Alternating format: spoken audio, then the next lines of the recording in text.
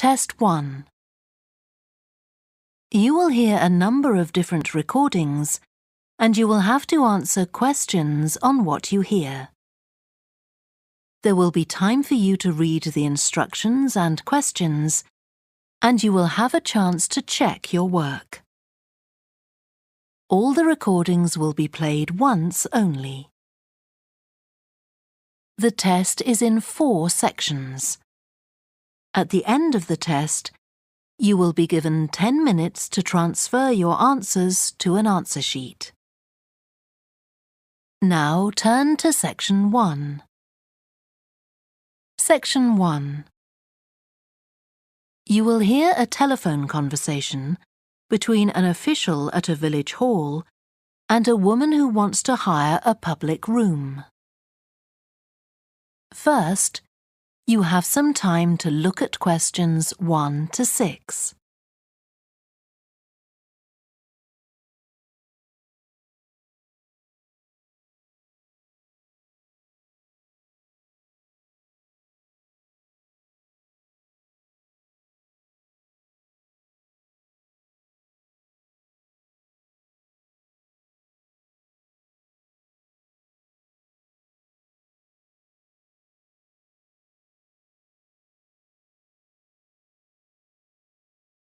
You will see that there is an example that has been done for you. On this occasion only, the conversation relating to this will be played first. Hello? Oh, hello. I wanted to inquire about hiring a room in the village hall for the evening of September the 1st. Let me just see. Yes, we have both rooms available that evening. There's our main hall, that's got seating for 200 people, or there's the Charlton room. The main hall seats 200, so 200 has been written in the space. Now we shall begin. You should answer the questions as you listen, because you will not hear the recording a second time. Listen carefully and answer questions 1 to 6. Hello? Oh, hello. I wanted to inquire about hiring a room in the village hall for the evening of September the 1st. Let me just see. Yes, we have both rooms available that evening. There's our main hall, that's got seating for 200 people, or there's the Charlton room. Sorry? The Charlton room, CHARLTON.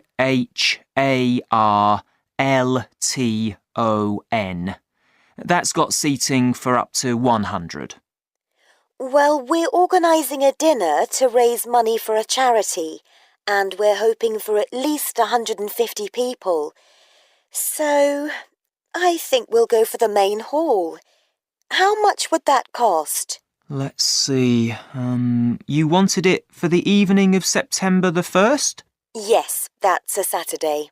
So from 6 p.m. to midnight, that'd be £115. That's the weekend price. It's £75 on weekdays. That's all right. And I have to tell you, there's also a deposit of £250, which is returnable, of course, as long as there's no damage. But we do insist that this is paid in cash. We don't take cards for that. You can pay the actual rent of the room however you like, though. Cash, credit card, cheque. Oh, well, I suppose that's okay. So, does the charge include use of tables and chairs and so on? Oh, yes. And what about parking? Yeah, that's all included. The only thing that isn't included is, you said you were organising a dinner? Yeah. Well, you'll have to pay extra for the kitchen if you want to use that. It's £25. It's got very good facilities, good quality cookers and fridges and so on. OK. Well, I suppose that's all right. We can cover the cost in our entry charges. Right, so I'll make a note of that. Now, there are just one or two things you need to think about before the event. For example, you'll have to see about getting a licence if you're planning to have any music during the meal. Oh, really? It's quite straightforward. I'll give you the details later on. And about a week or 10 days before your event, you'll need to contact the caretaker, that's Mr. Evans, to make the arrangements for entry. He'll sort that out with you. And do I give him the payment as well? No, you do that directly with me. Before you hear the rest of the conversation, you have some time to look at questions 7 to 10.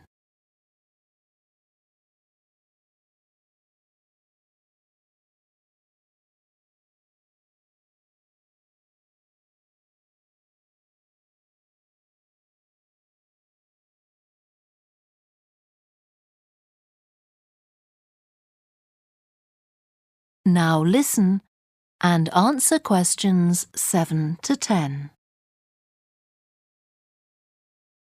Right. Now, is there anything I need to know about what happens during the event? Well, as you'll be aware, of course, the building is no smoking throughout. Of course. Now, are you having a band? Yes. Well, they'll have a lot of equipment, so rather than using the front door, they should park their van round the back and use the stage door there. You can open that from inside, but don't forget to lock it at the end. OK. And talking of bands, I'm sure I don't need to tell you this, but you must make sure that no one fiddles about with the black box by the fire door. That's a system that cuts in when the volume reaches a certain level. It's a legal requirement. Sure. Anyway, we want people to be able to talk to one another, so we don't want anything too loud. Oh, that reminds me.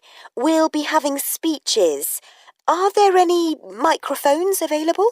Yep, just let the caretaker know. He'll get those for you. Right, now, when the event is over, we do ask that the premises are left in good condition. So there's a locked cupboard, and you'll be informed of the code you need to open that. It's got all the cleaning equipment, brushes and detergent and so on. Right. So what do we need to do after everyone's gone? Sweep the floors, I suppose? Well, actually, they have to be washed, not just swept. Then you'll be provided with black plastic bags, so all the rubbish must be collected up and left outside the door. Of course. We'll make sure everything's left tidy.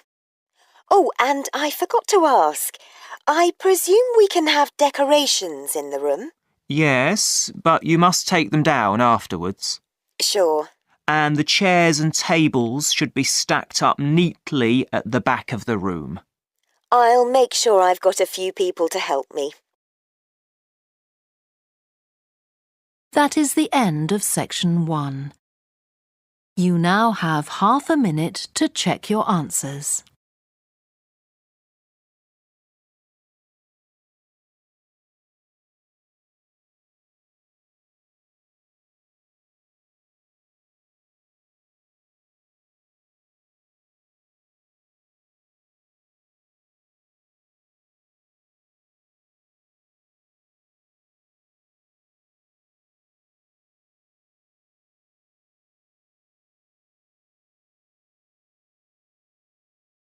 Now turn to section 2.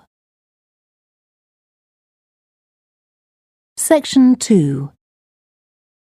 You will hear a guide talking to a group of visitors to a farm. First, you have some time to look at questions 11 to 14.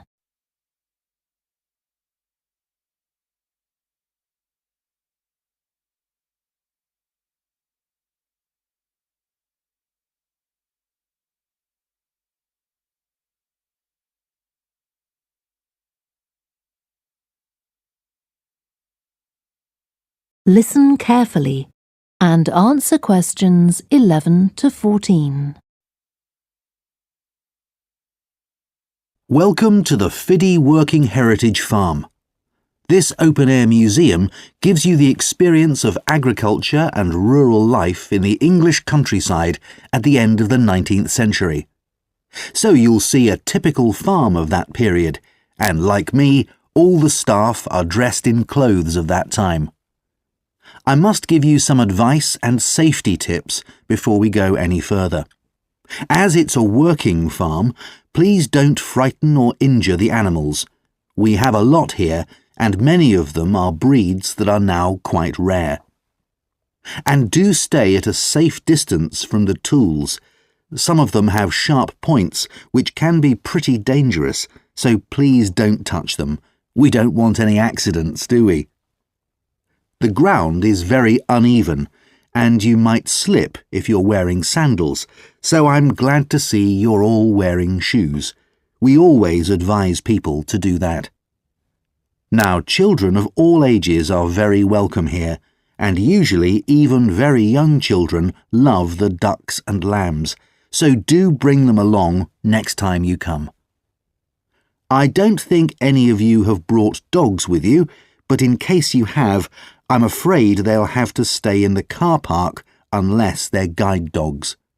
I'm sure you'll understand that they could cause a lot of problems on a farm. Before you hear the rest of the talk, you have some time to look at questions 15 to 20.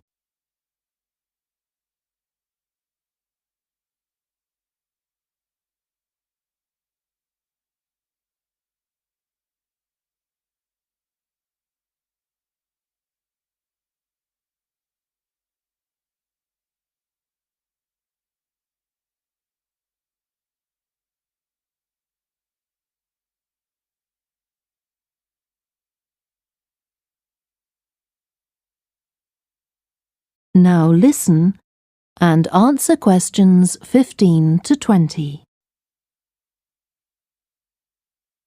Now let me give you some idea of the layout of the farm.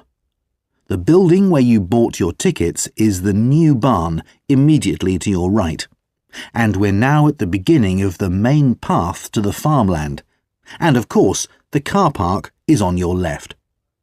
The scarecrow you can see in the car park in the corner beside the main path is a traditional figure for keeping the birds away from crops. But our scarecrow is a permanent sculpture. It's taller than a human being, so you can see it from quite a distance. If you look ahead of you, you'll see a maze. It's opposite the new barn, beside the side path that branches off to the right, just over there. The maze is made out of hedges which are too tall for young children to see over them, but it's quite small, so you can't get lost in it. Now, can you see the bridge crossing the fish pool further up the main path? If you want to go to the cafe, go towards the bridge and turn right just before it. Walk along the side path and the cafe's on the first bend you come to. The building was originally the schoolhouse, and it's well over 100 years old. As you may know, we run skills workshops here, where you can learn traditional crafts like woodwork and basket making. You can see examples of the work and talk to someone about the courses in the Black Barn. If you take the side path to the right, here, just by the new barn, you'll come to the Black Barn, just where the path first bends. Now, I mustn't forget to tell you about picnicking, as I can see some of you have brought your lunch with you. You can picnic in the field, though do clear up behind you, of course. Or if you'd prefer a covered picnic area, there's one near the farmyard, just after you cross the bridge. There's a covered picnic spot on the right. And the last thing to mention is Fiddy House itself. From here you can cross the bridge, then walk along the footpath through the field to the left of the farmyard. That goes to the house, and it'll give you a lovely view of it. It's certainly worth a few photographs, but as it's a private home, I'm afraid you can't go inside. Right, well, if you're all ready, we'll set off on our tour of the farm. That is the end of section 2. You now have half a minute to check your answers.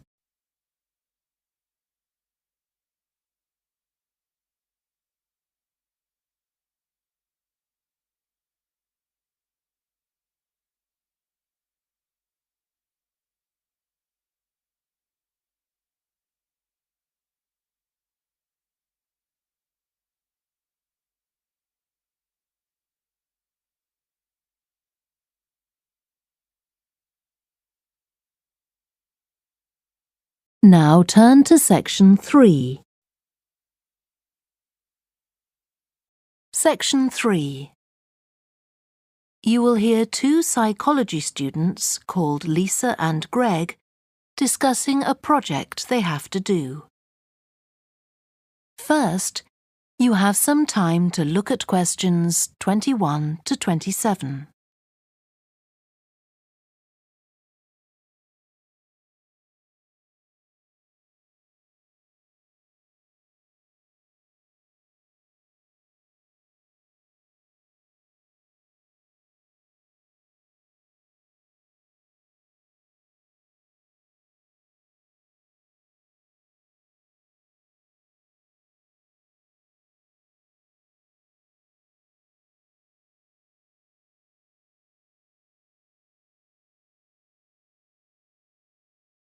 Now listen carefully and answer questions 21 to 27.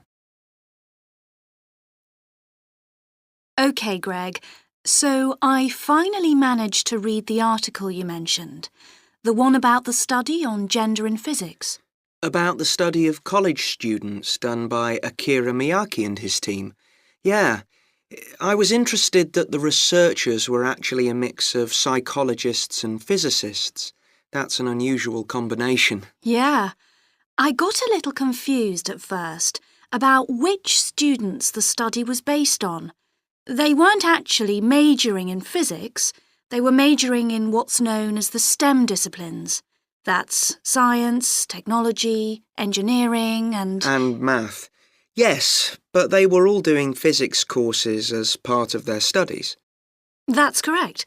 So, as I understood it, Miyake and co. started from the fact that women are underrepresented in introductory physics courses at college, and also that, on average, the women who do enrol on these courses perform more poorly than the men. No one really knows why this is the case. Yeah, but what the researchers wanted to find out was basically what they could do about the relatively low level of the women's results.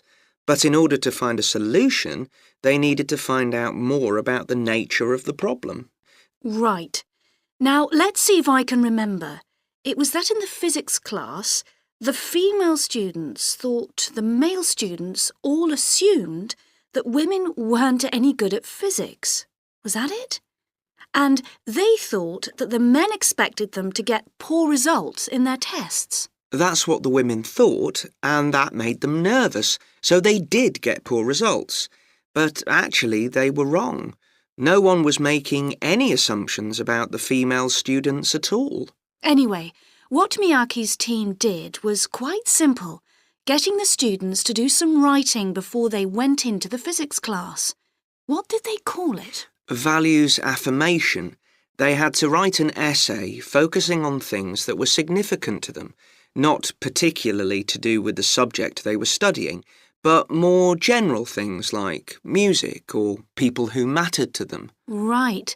So the idea of doing the writing is that this gets the students thinking in a positive way. And putting these thoughts into words can relax them and help them overcome the psychological factors that lead to poor performance. Yeah. But what the researchers in the study hadn't expected was that this one activity raised the women's physics grades from the C to the B range. A huge change. Pity it wasn't to an A, but still. No, but it does suggest that the women were seriously underperforming beforehand in comparison with the men. Yes.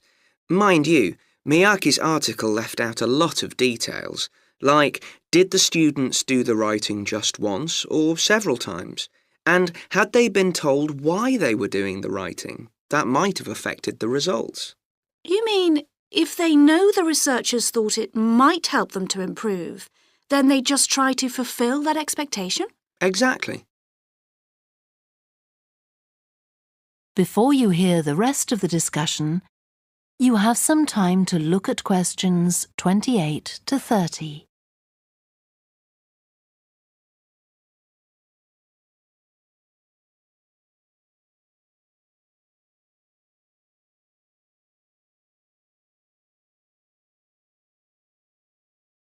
Now listen and answer questions 28 to 30. So anyway, I thought for our project we could do a similar study, but investigate whether it really was the writing activity that had that result. OK, so we could ask them to do a writing task about something completely different, something more factual, like a general knowledge topic. Maybe. Or we could have half the students doing a writing task and half doing something else, like an oral task. Or even half do the same writing task as in the original research and half do a factual writing task. Then we'd see if it really is the topic that made the difference or something else. That's it. Good. So, at our meeting with the supervisor on Monday, we can tell him we've decided on our project. We should have our aims ready by then. I suppose we need to read the original study. The article's just a summary. And there was another article I read by Smolinski. It was about her research on how women and men perform in mixed teams in class, compared with single-sex teams and on their own. Let me guess. The women were better at teamwork. That's what I expected. But actually, the men and the women got the same results, whether they were working in teams or on their own. But I guess it's not that relevant to us. What worries me, anyway, is how we're going to get everything done in the time. We'll be okay now we know what we're doing. Though I'm not clear how we assess whether the students in our experiment actually make any progress or not. No, we may need some advice on that. The main thing's to make sure we have the right size sample, not too big or too small. That shouldn't be difficult. Right, what do we need to do next? We could have a look at the timetable for the science classes. Or perhaps we should just make an appointment to see one of the science professors. That'd be better. Great. And we could even get to observe one of the classes. What for? Well, OK, maybe let's just go with your idea. Right, well, I think that's everything for now. That is the end of section 3. You now have half a minute to check your answers.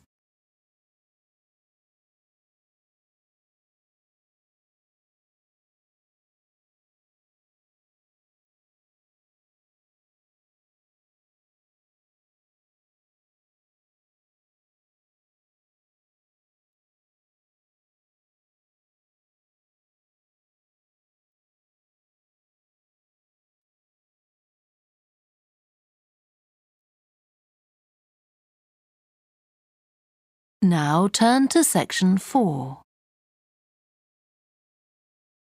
Section 4. You will hear part of a student presentation about the variety of different species that live in the world's ocean. They've been surveying. First, you have some time to look at questions 31 to 40.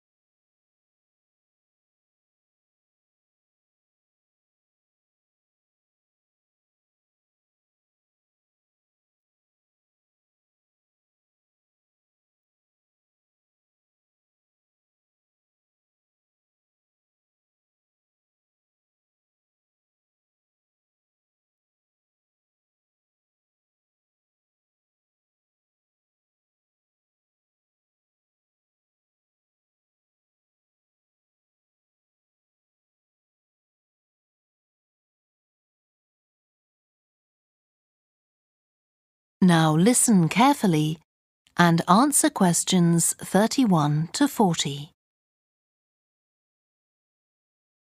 I've been looking at ocean biodiversity. That's the diversity of species that live in the world's oceans.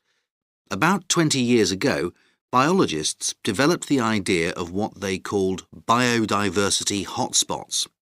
These are the areas which have the greatest mixture of species. So, one example is Madagascar. These hotspots are significant because they allow us to locate key areas for focusing efforts at conservation. Biologists can identify hotspots on land fairly easily, but until recently, very little was known about species distribution and diversity in the oceans, and no one even knew if hotspots existed there. Then a Canadian biologist called Boris Worm did some research in 2005 on data on ocean species that he got from the fishing industry. Worm located 5 hotspots for large ocean predators, like sharks, and looked at what they had in common. The main thing he'd expected to find was that they had very high concentrations of food, but to his surprise, that was only true for 4 of the hotspots. The remaining hotspot was quite badly off in that regard.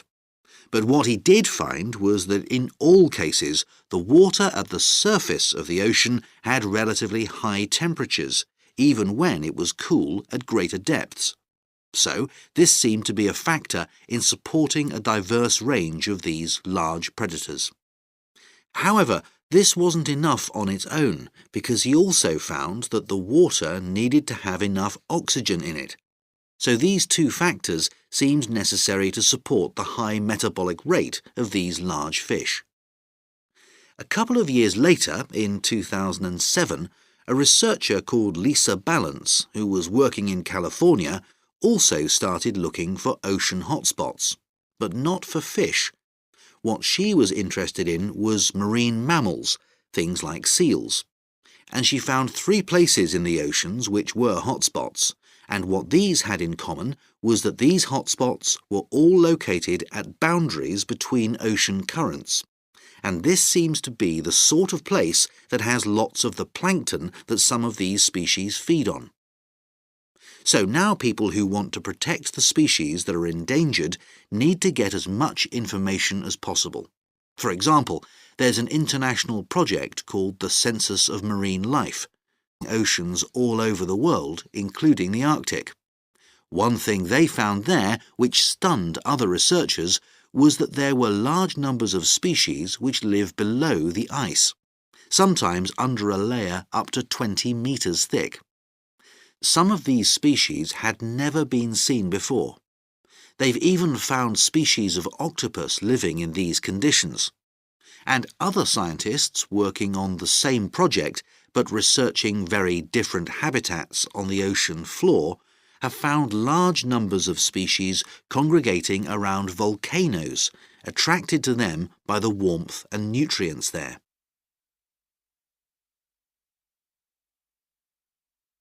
However, biologists still don't know how serious the threat to their survival is for each individual species.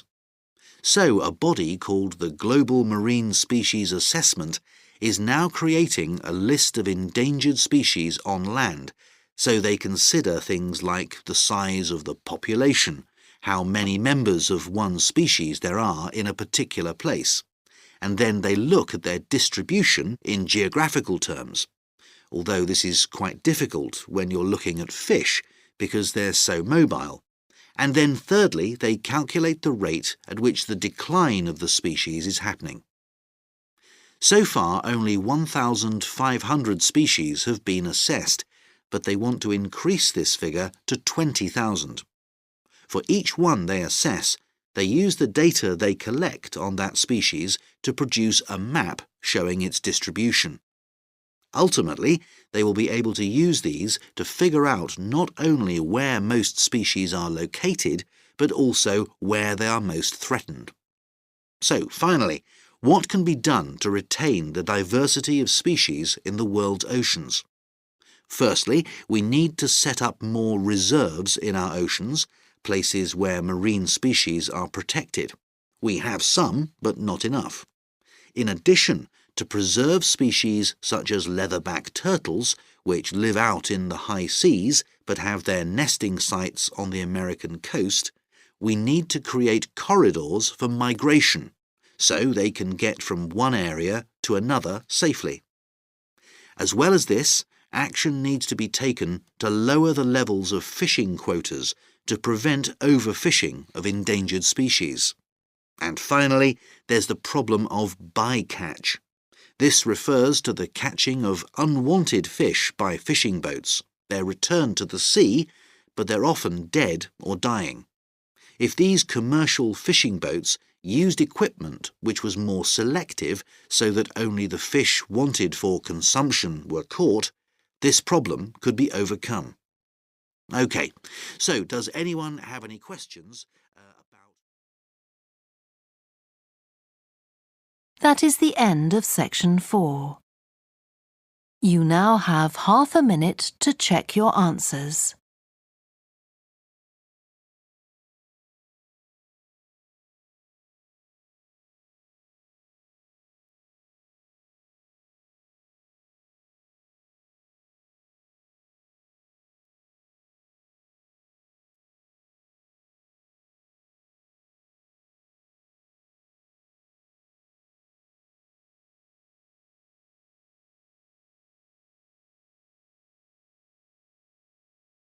That is the end of the listening test. You now have 10 minutes to transfer your answers to the answer sheet. Please stop writing and wait for your question booklet to be collected.